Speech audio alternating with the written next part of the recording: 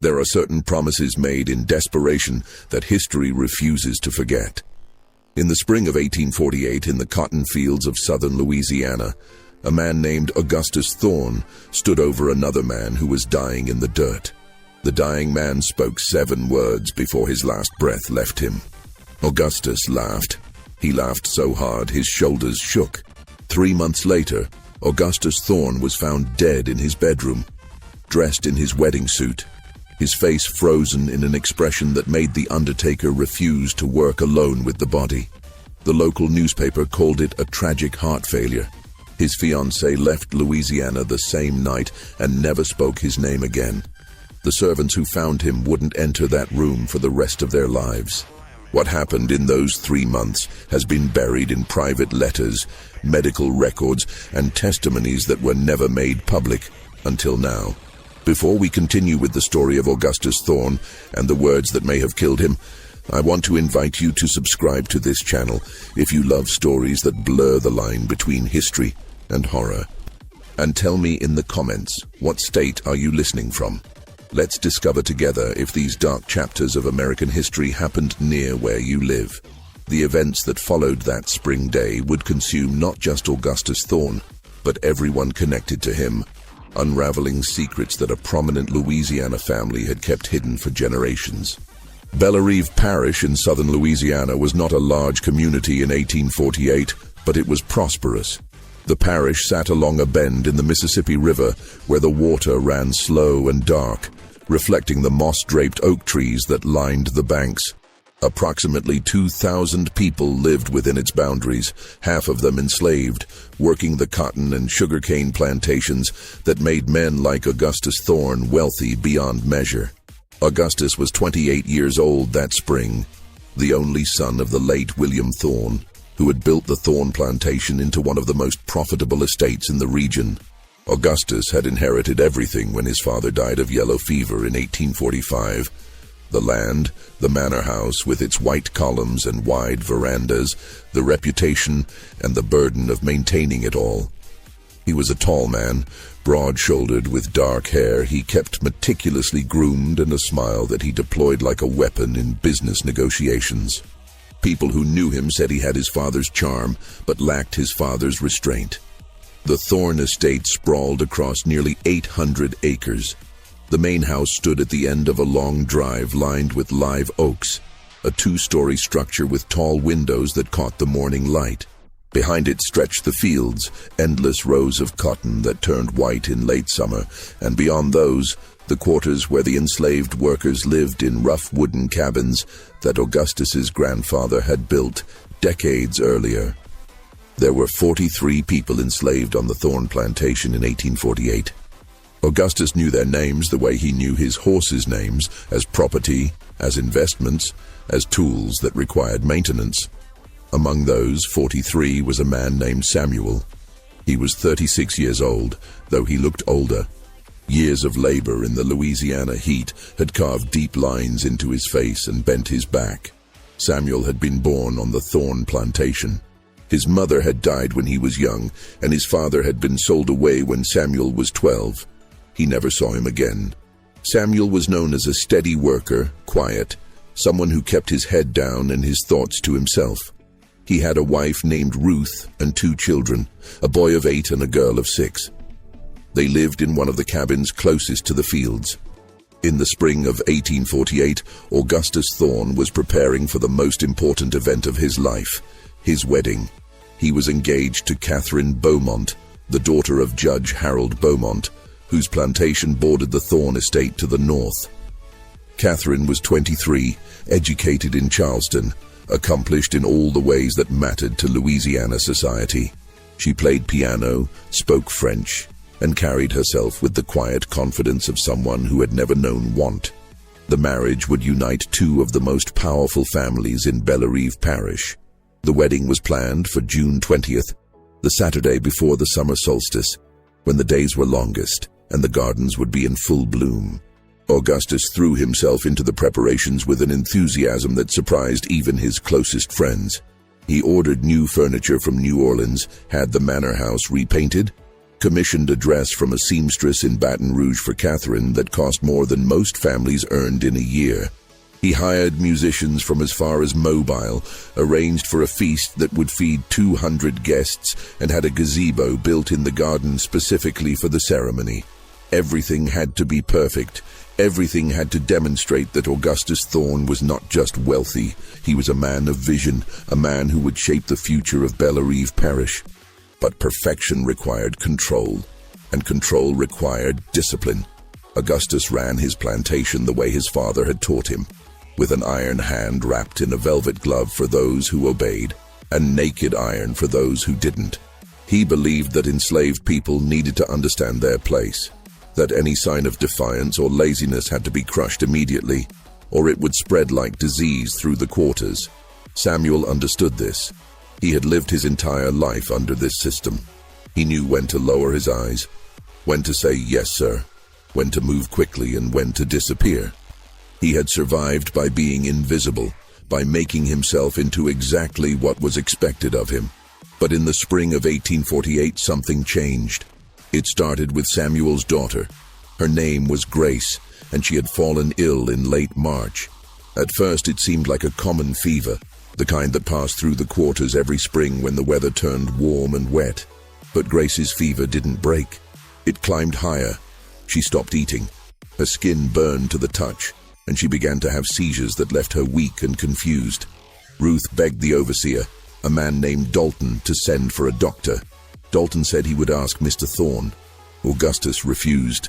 He said doctors were expensive, and it was probably just swamp fever that would pass on its own. He told Dalton to give Ruth some willow bark tea and keep the girl in the cabin until she recovered. Samuel came to the main house himself, hat in hand, and asked Augustus directly. He explained that Grace was getting worse, that she needed help, that he would work extra hours, anything, if Mr. Thorne would just send for the doctor. Augustus looked at Samuel for a long moment. Then he said, "Your girl will be fine. Children get sick. They get better. Now get back to work before I have Dalton remind you what happens to people who waste my time." Samuel went back to work. Grace died 4 days later, on April 3rd, 1848. She died in her mother's arms, her small body racked with convulsions, her fever so high that Ruth said her daughter's skin felt like touching a stove. The cause was likely scarlet fever, though no doctor ever examined her to confirm it. Samuel and Ruth buried their daughter in the small plot behind the quarters where other enslaved people were laid to rest, marked only with wooden crosses that would rot away within a few years. Samuel didn't speak for 3 days after Grace died. He went to the fields, did his work, and returned to his cabin in silence. Ruth was terrified, not of Samuel's grief, but of what it might make him do. She knew that grief could turn into anger, and anger could get a man killed. She begged him to hold on, to think of their son, to survive. Samuel nodded, but his eyes had changed. Something in them had gone dark and cold. The incident that led to that spring day happened on April 18th, 15 days after Grace's death. Augustus was inspecting the fields with Dalton, discussing the planting schedule and the expected yield for the season. He was in high spirits. Catherine had just sent word that her dress had arrived from Baton Rouge, and the invitations to the wedding had been printed and were being distributed to families across 3 parishes. Augustus was imagining his wedding day, the admiration of his guests, the beginning of his new life as a married man and a patriarch. They came upon Samuel working in the far field, near the tree line, where the cultivated land gave way to swamp. Samuel was moving slowly, his movements mechanical, his face blank. Dalton noticed first. He called out to Samuel, told him to pick up the pace. Samuel didn't respond. Dalton walked over, repeated the command. Samuel looked up at him, and for just a moment there was something in his eyes, a flash of defiance, of rage, of something that refused to be invisible anymore. Dalton struck him across the face with the back of his hand. It was a casual blow, the kind of violence so routine on plantations that it barely registered as an event. But Samuel didn't lower his eyes. He stared at Dalton, and then his gaze shifted to Augustus, who was watching from a few feet away. "My daughter died," Samuel said. His voice was quiet. but it carried across the field. "She died because you wouldn't help her." The words hung in the air. Dalton's face went red. Augustus's expression didn't change, but his eyes narrowed. This was the kind of moment that could not be ignored. If Samuel was allowed to speak this way, to challenge a white man, to blame his master for anything, it would undermine everything. Other enslaved people were working nearby. They had heard. This had to be dealt with immediately and decisively. "Your daughter died because God willed it," Augustus said, his voice calm and cold. "And if you ever speak to me that way again, you'll join her." Samuel took a step forward. It was a small step, barely a movement, but it was enough. Dalton grabbed him, and two other overseers who had been working nearby came running. They forced Samuel to the ground. Augustus watched, his arms crossed, as they bound Samuel's hands behind his back. What happened next was not unusual for the time and place. Samuel was punished.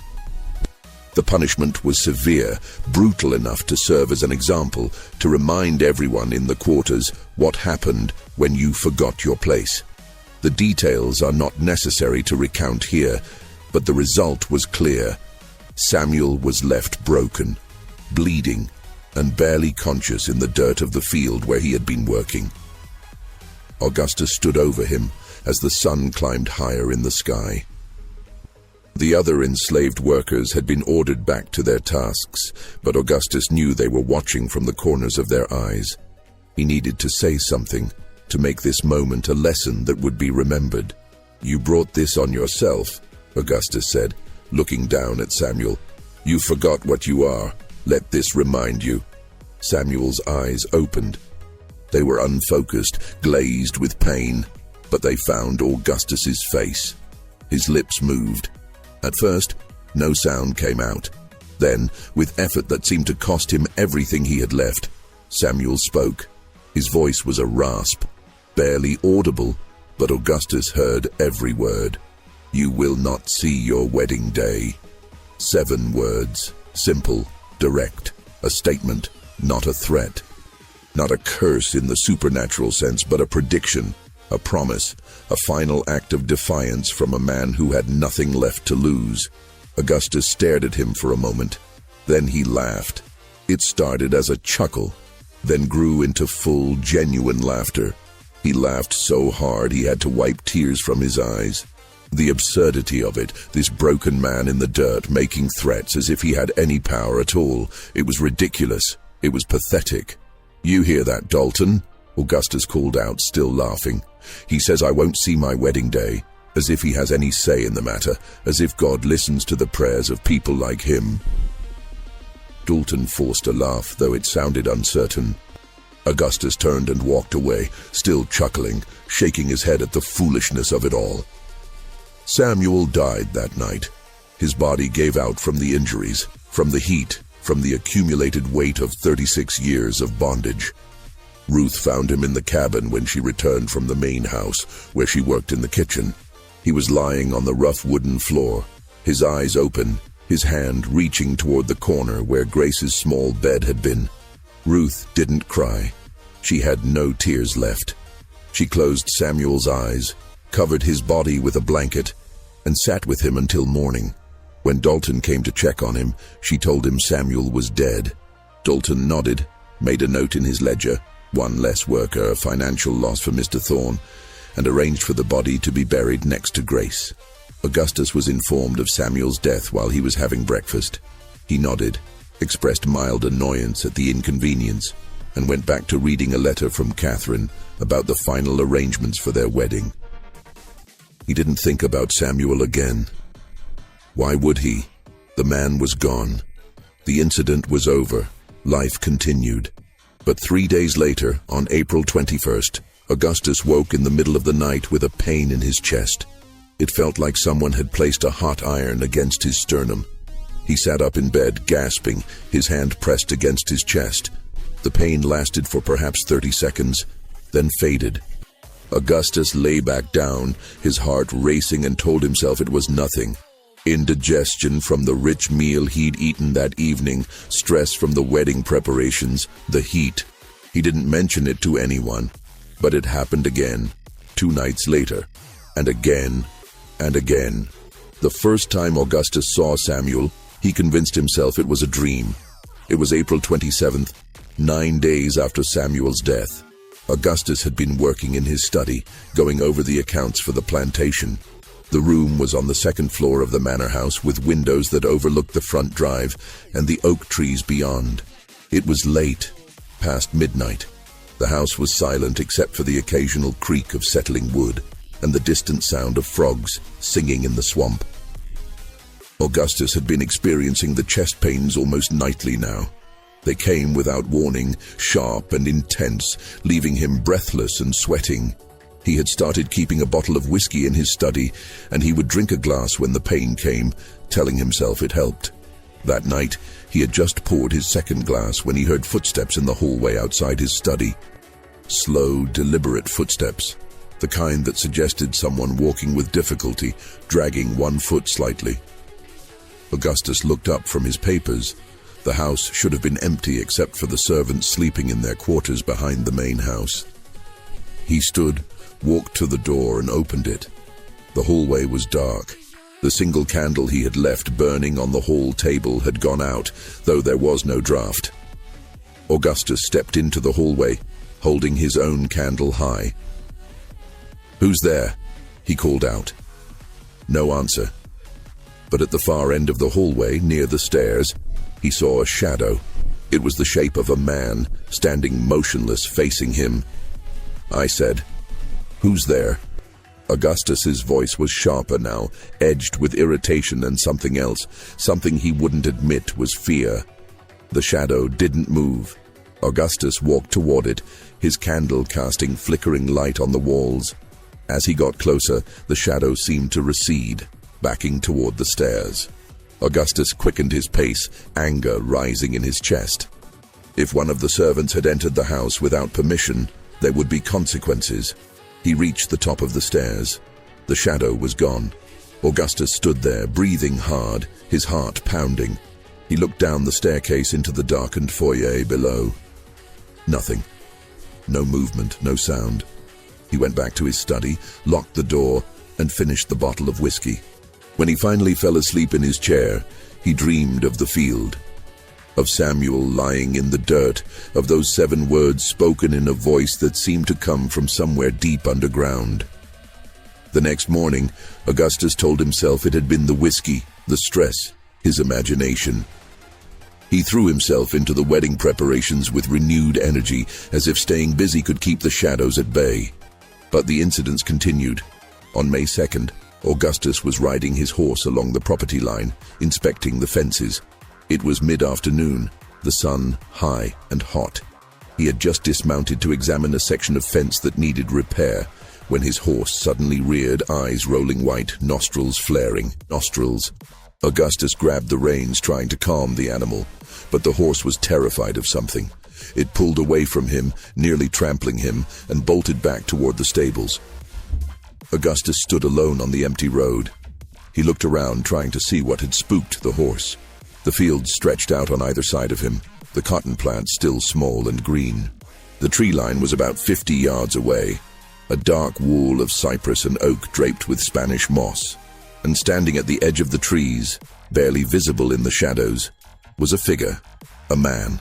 Watching him, Augustus's breath caught. He took a step forward, squinting against the sun. The figure didn't move. Augustus called out, "You there, come here!" The figure turned and walked into the trees, disappearing into the darkness beneath the canopy. Augustus ran after it. He crashed through the underbrush, branches whipping at his face, his boots sinking into the soft ground.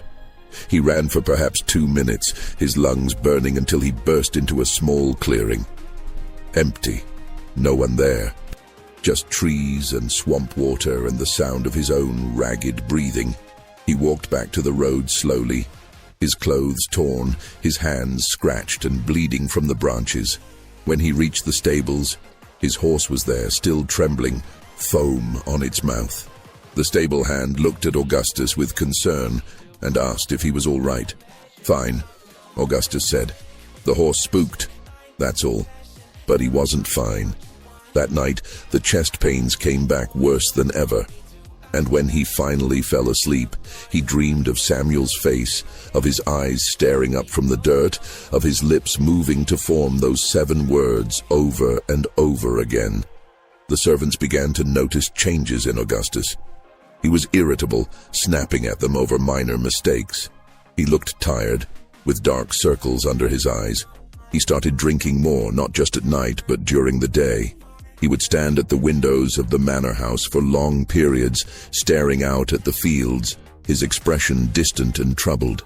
Catherine noticed too. She came to visit on May 10th, 3 weeks after Samuel's death, to discuss the final details of the wedding. She found Augustus in the parlor, unshaven, his clothes rumpled, a glass of whiskey in his hand even though it was only 2 in the afternoon. "Augustus, are you ill?" she asked, her voice filled with concern. "No," he said quickly. "Just tired. The preparations, you know. There's so much to manage." Catherine sat beside him, took his hand. "You look exhausted. Perhaps you should see Dr. Whitfield. He could give you something to help you sleep." Augustus pulled his hand away. "I don't need a doctor, I'm fine." But he wasn't fine, and Catherine could see it. She left that afternoon feeling uneasy, though she couldn't quite articulate why. There was something in Augustus's eyes, a haunted quality, a fear that he was trying desperately to hide. That night, May 10th, Augustus woke to find someone standing at the foot of his bed. The room was dark, but there was enough moonlight coming through the window for him to see the silhouette. A man, tall, thin, his posture bent as if in pain, standing perfectly still, watching him. Augustus's heart hammered in his chest. He couldn't move, couldn't speak. He lay there, frozen, staring at the figure.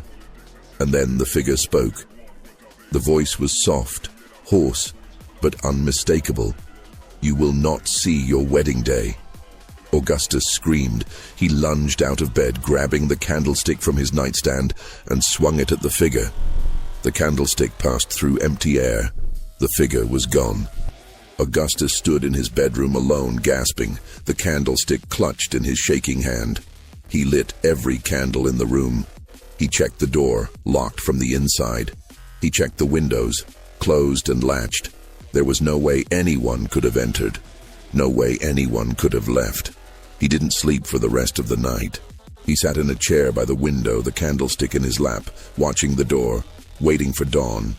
Augustus didn't tell anyone what he had seen. How could he? If he admitted that he was seeing things, hearing voices, people would think he was losing his mind.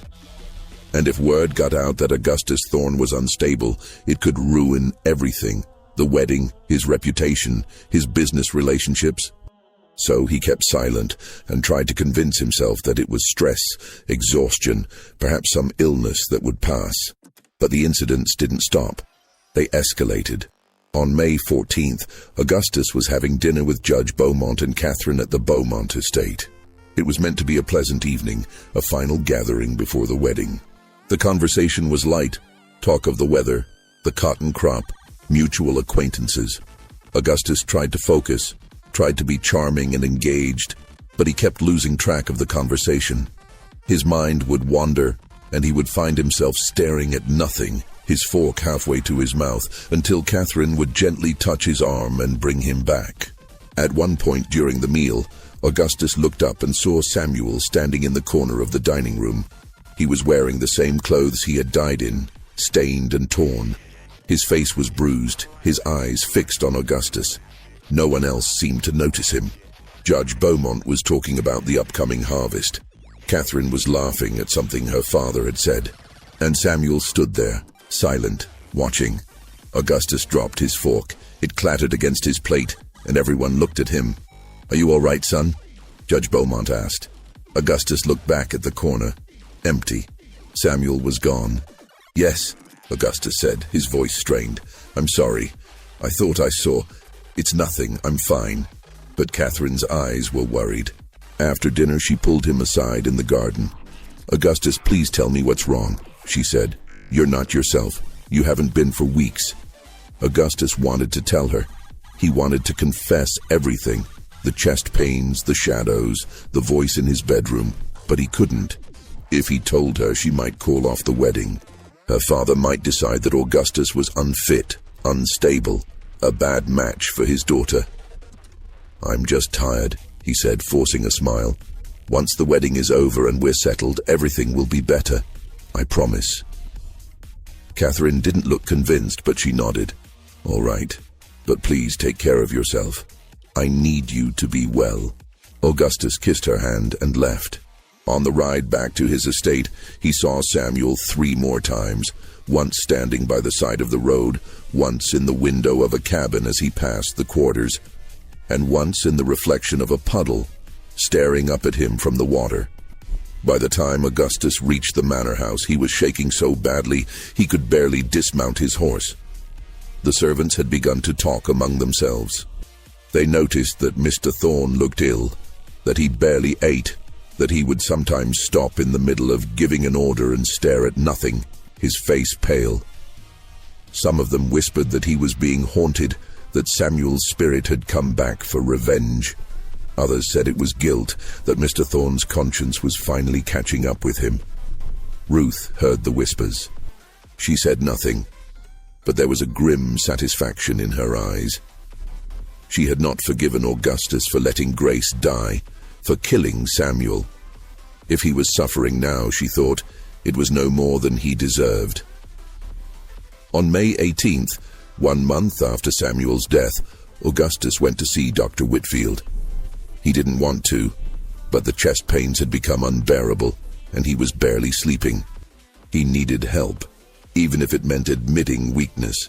Dr. Whitfield was a portly man in his 50s, with a kind face and a calm demeanor. He examined Augustus thoroughly, listened to his heart, checked his pulse, asked about his symptoms. When he was finished, he sat back and regarded Augustus with a thoughtful expression. "Your heart sounds strong," Dr. Whitfield said. "Your pulse is elevated, but that could be due to stress. Tell me, have you been under unusual strain lately?" Augustus almost laughed. Unusual strain. That was one way to put it. "The wedding," Augustus said. "There's a lot to manage." Dr. Whitfield nodded. "Wedding preparations can be stressful, certainly, but I suspect there's more to it than that. You look exhausted, Augustus. When was the last time you had a full night's sleep?" Augustus couldn't remember. "It's been difficult," he admitted. "Are you experiencing any other symptoms? Anxiety, disturbing thoughts?" Augustus hesitated. This was the moment. He could tell Dr. Whitfield everything, the visions, the voice, the figure in his bedroom. But what would the doctor think? What would he do? "No," Augustus said finally. "Just the chest pains and the insomnia." Dr. Whitfield prescribed laudanum to help him sleep and advised him to rest, to avoid excessive work and worry. Augustus took the prescription and left, knowing that rest was impossible. How could he rest when every time he closed his eyes, he saw Samuel's face? That night, Augustus took a dose of laudanum and went to bed early. The drug pulled him down into a heavy, dreamless sleep. But at some point in the night, he woke, or thought he woke. The room was dark and he couldn't move. His body felt paralyzed, pinned to the bed by an invisible weight. And standing beside the bed, leaning over him, was Samuel. Samuel's face was inches from his own. Augustus could see every detail, the bruises, the cuts, the dried blood. Samuel's eyes were open, staring into his, and his lips moved, whispering the same 7 words over and over again. "You will not see your wedding day. You will not see your wedding day. You will not see your wedding day." Augustus tried to scream, but no sound came out. He tried to move, but his body wouldn't respond. He lay there, helpless, as Samuel's whisper filled his ears, filled his mind, until it was the only thing he could hear. And then, suddenly, he could move again. He bolted upright, gasping, his body drenched in sweat. The room was empty. Samuel was gone. But the whisper lingered in his mind, echoing, refusing to fade.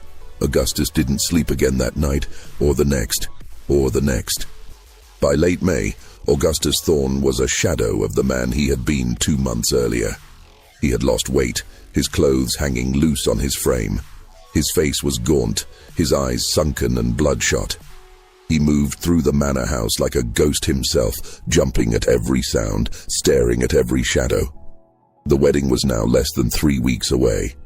The preparations were nearly complete. The food ordered, the musicians hired, the guests confirmed. Everything was ready. But Augustus was falling apart. Catherine came to visit on May 24th and was shocked by his appearance. She insisted that he see Dr. Whitfield again, but Augustus refused. He knew the doctor couldn't help him. This wasn't a medical problem. This was something else, something that medicine couldn't cure. "Augustus, please," Catherine begged. "You're frightening me. What's happening to you?" Augustus looked at her, and for a moment he almost told her everything. But then he imagined her reaction. The horror, the disbelief, the inevitable conclusion that he was insane. He couldn't bear it. "I'm fine," he said, though his voice was hollow. "Just a few more weeks and everything will be perfect. You'll see." But Catherine wasn't convinced. That evening she spoke with her father, expressing her concerns. Judge Beaumont was troubled. He had noticed Augustus's decline as well, and he was beginning to wonder if the marriage should be postponed. But the invitations had been sent, the arrangements made. Calling off the wedding now would be a scandal, an embarrassment to both families. "Give him a little more time," Judge Beaumont said. "Perhaps he'll recover once the wedding is over and the pressure is off." Catherine reluctantly agreed, though her unease only grew. Meanwhile, strange things were happening at the Thorne estate. Servants reported hearing footsteps in empty rooms, doors opening and closing on their own, cold spots in the house even on warm nights. One of the kitchen maids swore she saw a figure standing in the garden at dawn, watching the house. But when she looked again, it was gone. Ruth, working in the kitchen, heard these stories and said nothing. But she knew. She knew that Samuel had not left.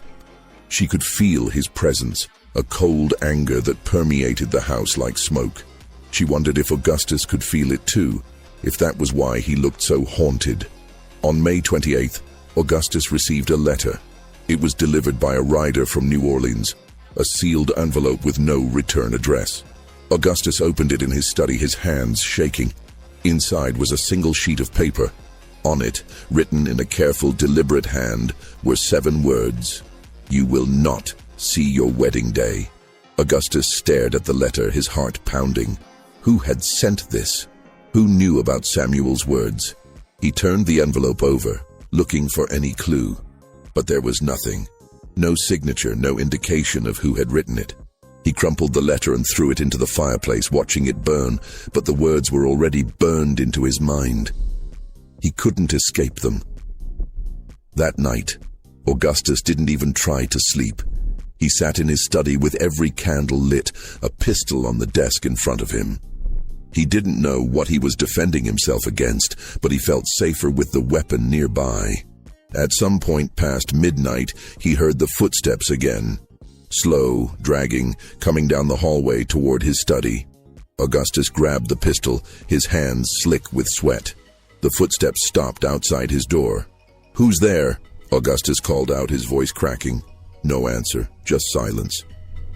Augustus stood, walked to the door, and yanked it open, the pistol raised. The hallway was empty.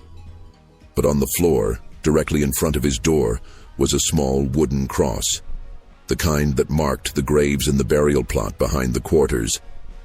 Augustus stared at it, his breath coming in short gasps. He picked it up with trembling hands. It was rough, hand-carved, the kind of marker that would rot away in a few years, leaving no trace that anyone had ever been buried there. He threw the cross down the hallway and slammed the door, locking it. He backed away, the pistol still in his hand, and sank into his chair. He was losing his mind. He had to be. There was no other explanation. Samuel was dead.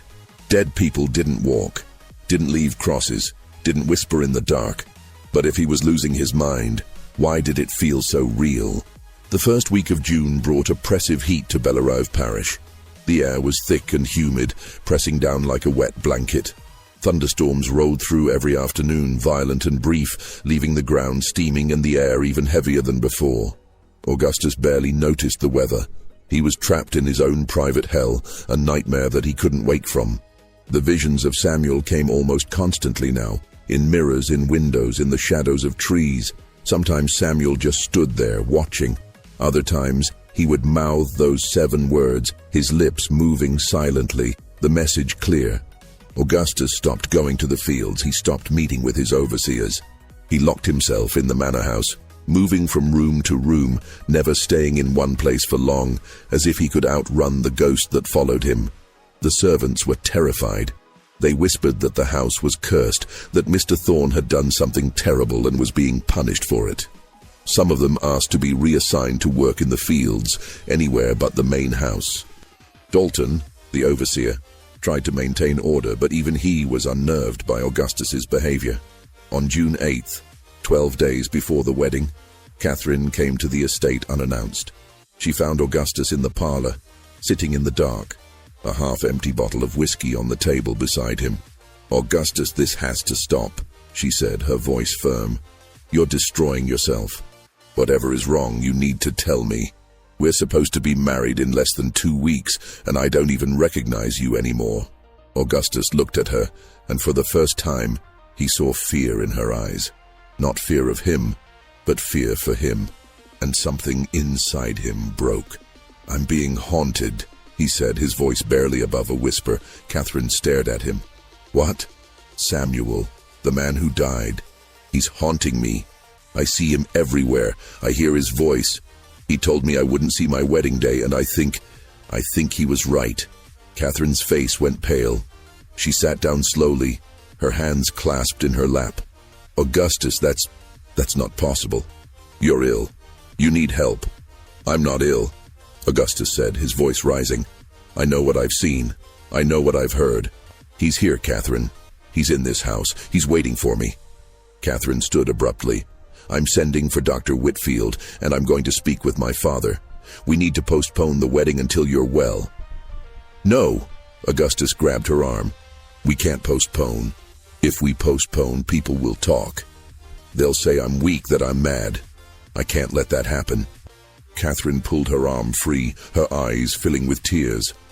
"I don't care what people say. I care about you, and right now you need help more than you need a wedding." She left, and Augustus didn't try to stop her. He sat back down, picked up the whiskey bottle, and drank until the room spun. Dr. Whitfield arrived the next morning, accompanied by Judge Beaumont. They found Augustus in his bedroom, disheveled and incoherent, muttering about shadows and voices. Dr. Whitfield examined him and concluded that Augustus was suffering from severe nervous exhaustion, possibly exacerbated by excessive alcohol consumption. "He needs rest," Dr. Whitfield said. "Complete rest, away from any stress or responsibility. I recommend postponing the wedding and having him stay with family or friends where he can recover." Judge Beaumont nodded grimly. "I'll speak with Catherine. We'll make the arrangements." But Augustus, overhearing this, became agitated. "No," he said, his voice hoarse but insistent. "The wedding will happen. It has to happen. I won't let him win." "Let who win?" Judge Beaumont asked. Augustus didn't answer. He turned away, staring at the wall, his jaw clenched. Dr. Whitfield increased the laudanum dosage and left instructions for Augustus to be monitored closely. Judge Beaumont and Catherine agreed to postpone any final decision about the wedding for a few more days, hoping that Augustus would improve. But Augustus didn't improve. If anything, he got worse. On June 12th, one of the servants found Augustus in the garden at dawn, digging in the flower beds with his bare hands. His fingers were bloody, his clothes covered in dirt. When the servant asked what he was doing, Augustus said he was looking for the cross, that he had to find it and destroy it, that it was the only way to make Samuel leave. The servant helped Augustus back to the house and informed Dalton, who in turn sent word to Dr. Whitfield.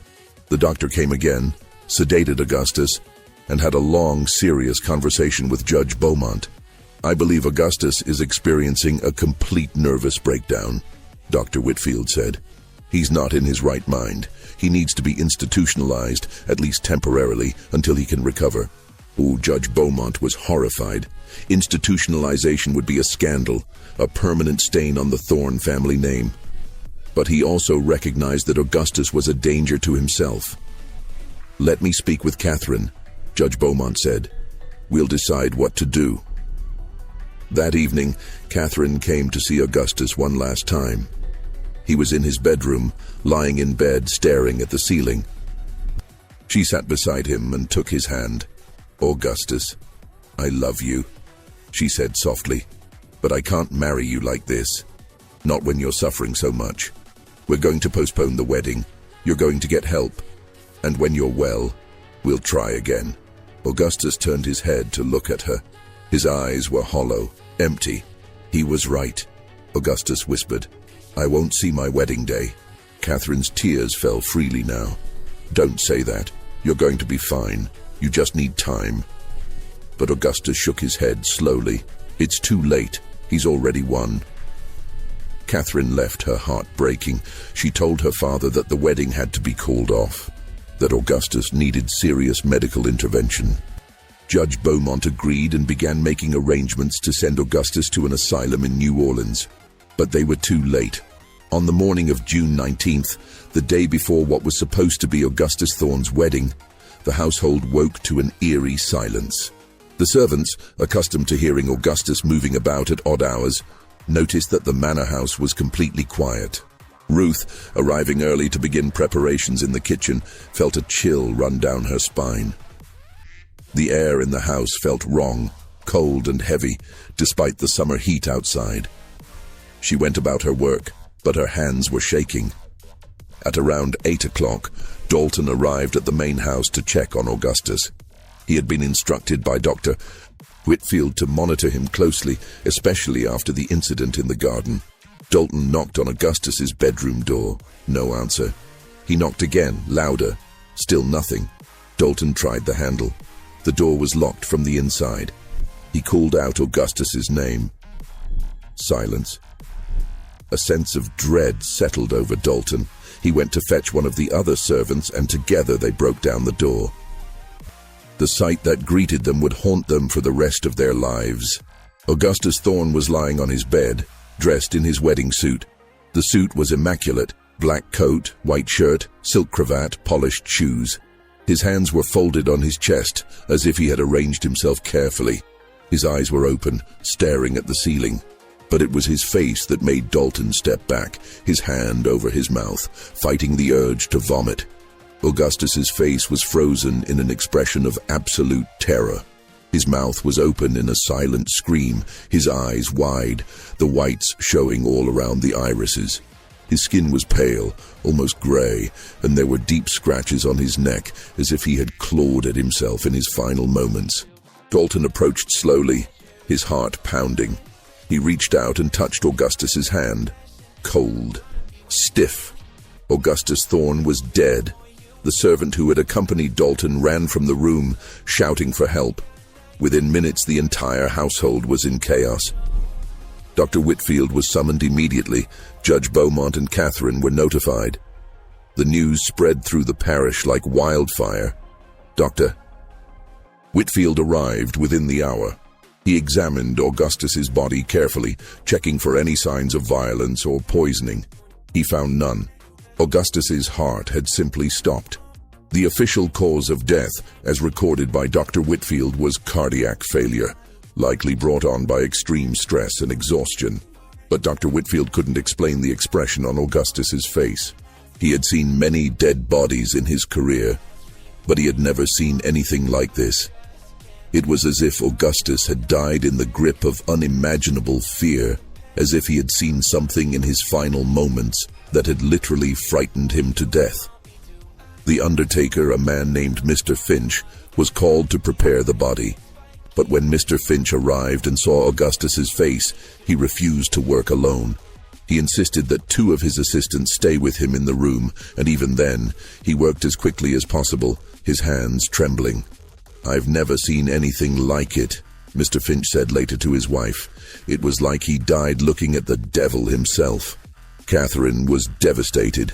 She had loved Augustus despite everything, and his death felt like a cruel twist of fate. She couldn't bring herself to view the body. Judge Beaumont did, and he emerged from the room pale and shaken.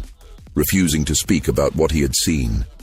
The funeral was held 2 days later on June 21st, the day after what would have been the wedding. The irony was not lost on anyone. The same guests who had been invited to celebrate Augustus's marriage now attended his burial. The same flowers that had been ordered for the wedding decorated his coffin. Augustus was buried in the family plot on the Thorne estate next to his father. The service was brief. Few people spoke. There was a sense of unease, a feeling that something unnatural had occurred, though no one wanted to say it out loud. Ruth attended the funeral, standing at the back with the other servants. She watched as they lowered Augustus's coffin into the ground, and she felt nothing. No satisfaction, no relief, no sorrow, just emptiness. After the funeral, Catherine left Louisiana.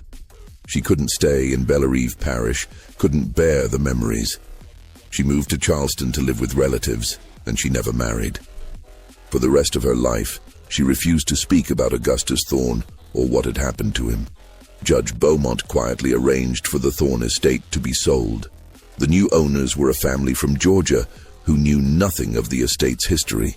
They moved into the manor house in the fall of 1848, full of optimism and plans for the future. But they didn't stay long.